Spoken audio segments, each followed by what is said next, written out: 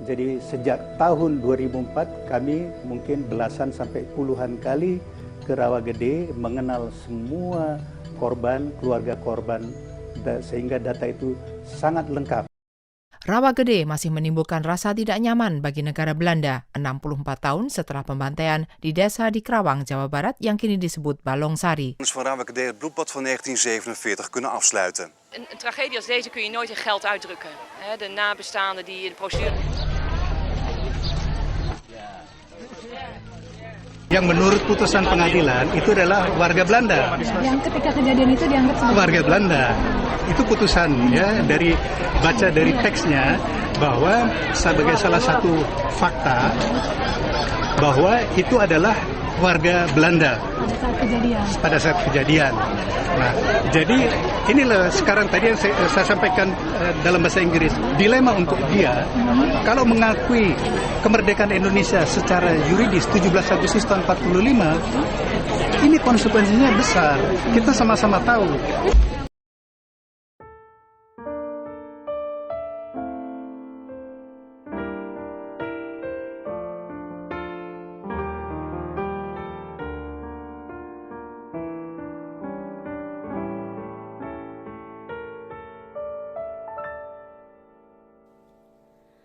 Betapa hatiku takkan pilu telah gugur pahlawanku.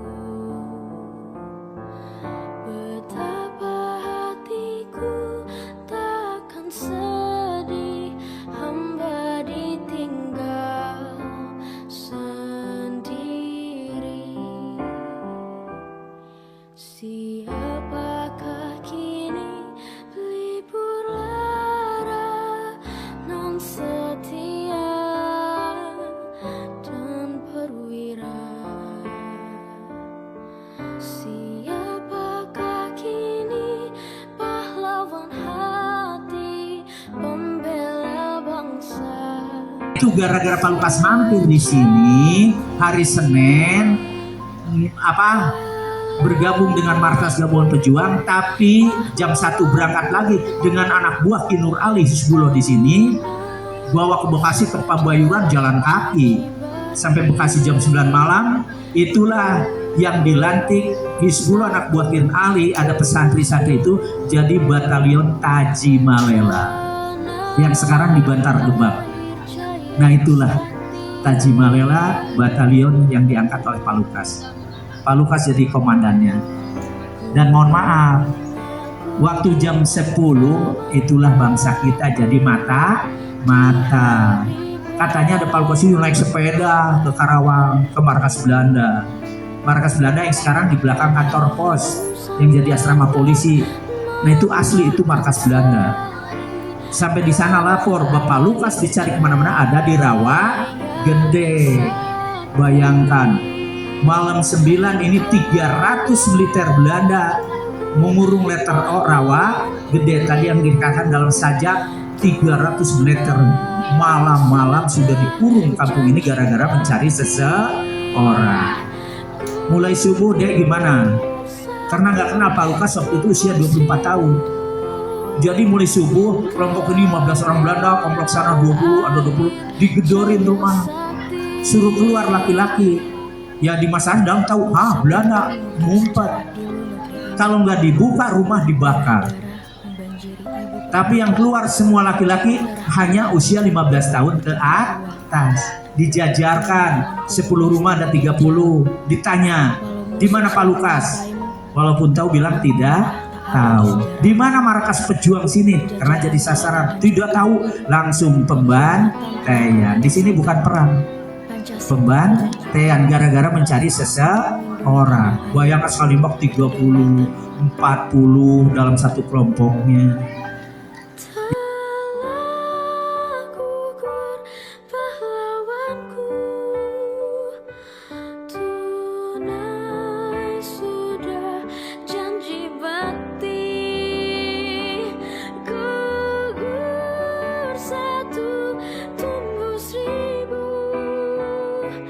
Tanah air jaya sakti.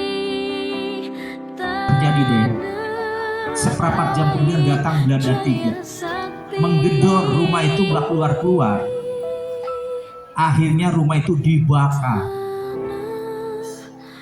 Udah mau habis seperempat lagi, bapaknya memando, Atung, Adul, kamu lari ke selatan, biar aku dengan ibu ke utara, bagi dua.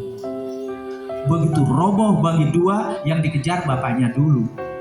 Tapi seorang ibu perempuan gak ada yang dibantai, semua laki-laki. Udah bantai bapaknya setengah jam, kemana tadi anak lari? Ke selatan, di Uber. Nah, itu di tengah kampung ada kali, kebetulan habis banjir gitu ya. Si Atung dan Adul ini mengumpet maksudnya ke kali. Celana panjangnya dibuka, bajunya Adul dibuka, Atung mah dibuka. Waktu mulon dan keluar mau masuk ke kali, tapi Belanda yang 3 datang. Ditodonglah oleh Belanda 3, berangkulan.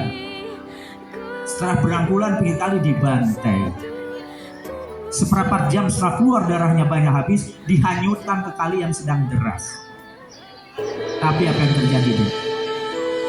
Jam 2 ibunya beresin bapaknya. Aduh, kemana anakku, saking sayang amaan. Nah, katanya lari sini. Pas pinggir kali, udah 2:30, ada ibu-ibu, Bu, sedang apa? Cari anakku, Atung, ada lu. Oh, di sana dibantai. Tapi pas di lokasi cuma darah. Kemana jasadnya? Dihanyutkan. Bayangkan seorang ibu 2:30 turun ke kali, airnya deras segini mencari anak. Ya, tapi sampai sore nggak ketemu karena airnya juga kencang, di pinggir aja. Besoknya bertiga sudah segini airnya. 11-an mencari nggak ketemu lagi 1 hari. Hari ketiga apa? Udah surut. Berlima sampai ke tengah-tengah tapi nggak ketemu sampai ujung kampung. Ya udah jauh, mungkin hanyut kemana. Tapi mohon maaf deh, hari keempat di ujung kampung sebelah sana bajunya Atung nyangkut ada patok.